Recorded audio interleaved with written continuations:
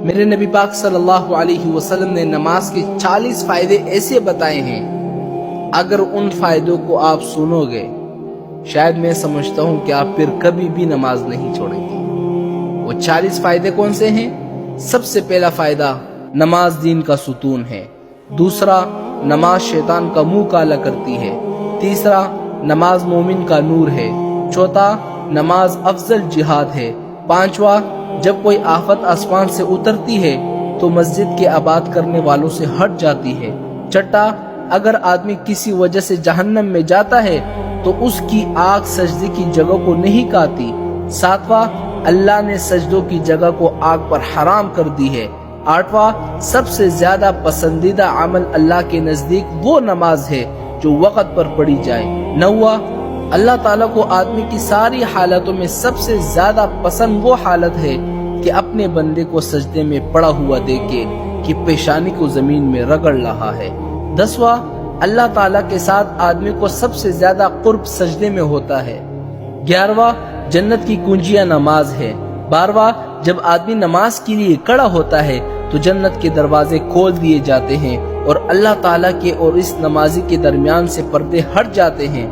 تیرہواں، نمازی شہنشاہ کا دروازہ کٹکھٹاتی ہے اور یہ ایک قاعدہ ہے کہ جب دروازہ کٹکھٹایا جائے تو وہ آخرکار کھولا جاتا ہے۔ چودہواں، نماز کا مرتبہ دین میں ایسا ہے جیسے کہ سر کا مرتبہ بدن میں، یعنی اگر سر کو کاٹا جائے تو بدن کی کوئی حیثیت نہیں ہوتی۔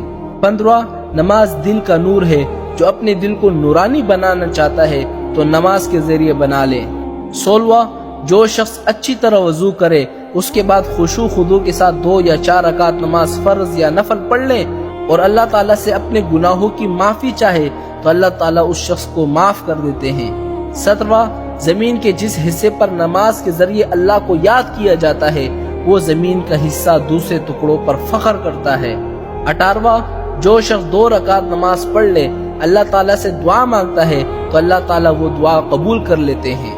19واں، جو شخص تنہائی میں 2 رکعت نماز پڑھ لے جس کو اللہ اور اس کے فرشتوں کے سوا کوئی نہ دیکھے تو اس شخص کو جہنم کی آگ سے بری ہونے کا پروانہ مل جاتا ہے، وہ شخص جہنم سے آزاد ہو جاتا ہے۔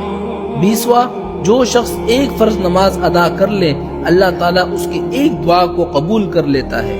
21واں، جو 5 نمازوں کا اہتمام کرتا ہے، اس کے رکوع سجدہ وغیرہ سب کا اہتمام کرتا ہے، اچھی طرح ادا کرتا ہے تو اللہ تعالیٰ اس پر جنت کو واجب کر دیتا ہے اور دوزخ کو اس پر حرام کر دیتا ہے۔ 22واں، مسلمان جب تک 5 نمازوں کا اہتمام کرتا رہتا ہے تو شیطان اس سے ڈرتا ہے اور جب وہ نمازوں میں کوتاہیاں کرنا شروع کر دیتا ہے تو شیطان اس پر غالب ہو جاتا ہے اور اس کو بہکانے لگتا ہے۔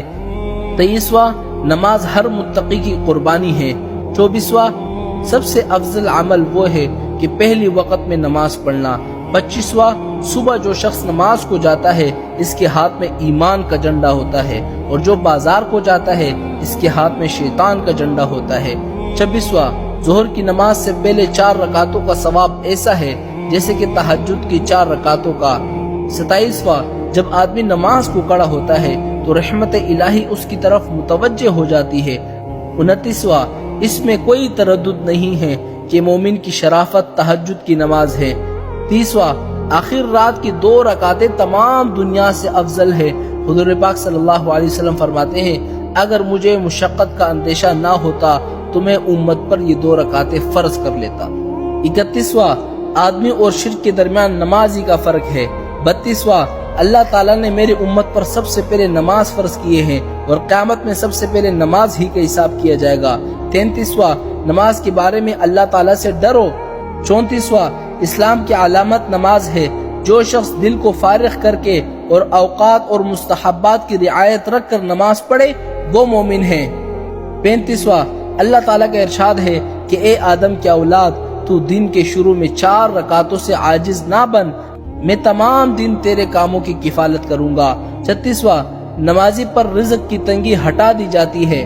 37واں، اس سے عذاب قبر ہٹا دیا جاتا ہے۔ 38واں، قیامت کے دن نامہ اعمال دائیں ہاتھ میں دیا جائے گا جو نماز پڑھے گا۔ 39واں، پل صراط پر بجلی کی طرح تیز گزر جائے گا۔